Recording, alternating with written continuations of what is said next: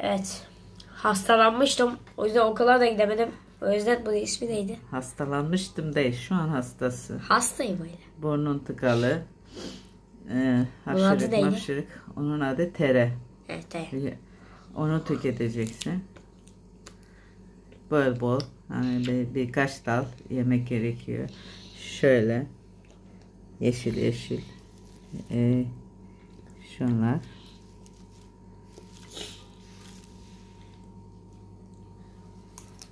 Bakayım. Çabuk çabuk ye. Eğer öyle yiyemezseniz biraz acı şöyle ekmeğin arasına sıkıştırıp çiğneseniz de ekmeğin arasına koyup çiğneseniz de olur.